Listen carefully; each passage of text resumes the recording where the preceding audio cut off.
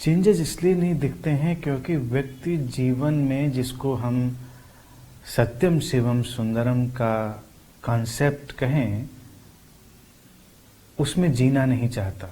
उसकी बात तो करना चाहता है, उसकी चर्चा तो करना चाहता है, लेकिन उसमें सचमुच में जीना नहीं चाहता। जब किसी को अपने अंदर आनंद और शांति की उपलब्धि हो जाती है और वो अपनी बात ठीक से कम्युनिकेट नहीं कर पा रहा है, तो वो अपने रास्ते पर अपने में मग्न होकर चलने लगता है और अपनी बातें कहता है और इस बात की चिंता नहीं करता कि लोग समझ रहे हैं कि नहीं समझ रहे। यही कहना चाह रहे हैं।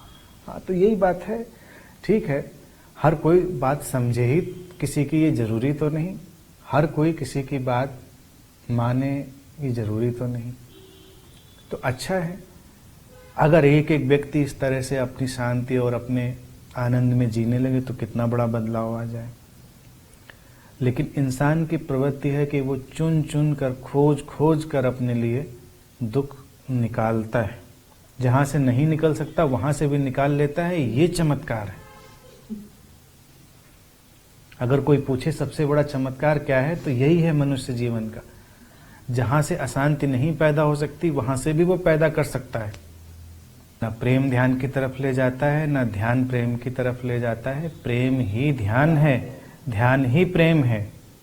कोई किसी ले नहीं जा रहा है। ये भी नहीं भाषा उपयोग करे एक सिक्के के दो पहलू हैं, क्योंकि तब तो एक दिखता है तो दूसरा नहीं दिखता, दूसरा दिखता है तो पहला नहीं दिखता। वो एक ही है। कोई उनमें बीच की ऐसी रेखा नहीं जहां से उनको बांटा जा सके। तो जो व्यक्ति प्रेमपूर्ण है, ध्यानपूर्ण है ही, और जो व्यक्ति ध्यानपूर्ण है, प्रेमपूर्ण है ही। इसीलिए कोई दो मार्ग यहां पर नहीं बांटे जा सकते कि कोई ध्यान के मार्ग पर चलेगा तो कोई प्रेम के मार्ग पर चलेगा। जैसे कि ये हमारी चिंतन के विकास की अवस्थाएं हैं। अभी भी लोग हालांकि उपयोग करते हैं कि ये व्यक्ति मस्तिष्क से जी रहा है या हृदय से जी रहा है। जरा इस पर कभी सोचें। You live in totality. कभी ऐसा होता है कि कोई विचार आए और उसमें हृदय की संवेदनशीलता शामिल ना हो। तुम्हारा जैसा भी स्तर होगा उस हिसाब से वो इंटरकनेक्टेड होंगे। या कभी कोई ऐसा भाव उपज सकता है जिसमें तुम्हारी जो एक्युमुलेटेड प्रज्ञा है, नॉलेज है, वो उसमें घुला मिला हुआ ना हो। वो एक दूसरे में घुले मिले हुए हैं। लोग इसको पता नहीं कैसे बड़ा अलग अलग करके देखते हैं। जैसे तुम्हारी चेतना की अवस्था है तो उसके हिसाब से ही जब विचार करने का अवसर होता है तुम विचार करते हो। यानी कि दोनों अलग अलग अभिव्यक्तियां हैं, बस केवल उनका एक्सप्रेशन का वे है। तो अगर तुम्हारा हृदय भी विकसित है तो तुम बहुत हार्दिक ढंग से विचार करते हो। और जब भावना की बात होती है तो भावनाएं भी तुम्हारी अपनी जो ज्ञान की अवस्था है उसके हिसाब से परिष्कृत होती हैं। भावनाएं भी परिष्कृत अपरिष्कृत होती हैं कि नहीं होती हैं। प्रिमिटिव ढंग से हैं, बहुत ही विकसित ढंग से हैं भावनाओं की अभिव्यक्ति। तो वो एक एक्युमुलेटेड फ्लो है। अलग अलग जगह पर अलग तरह से काम आती हैं चीजें।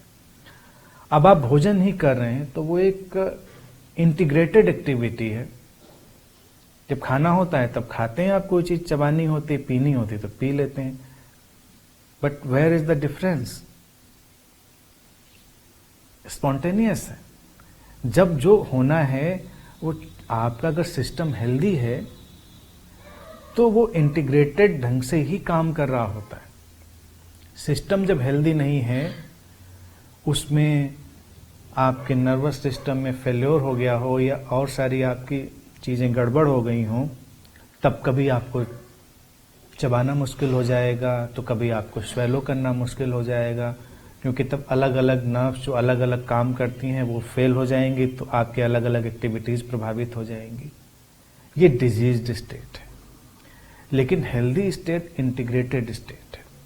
तो हमारी चेतना की भी जो हेल्दी स्टेट है उसमें हार्ट और माइंड का कोई डिवीजन नहीं, दे लिव टुगेदर।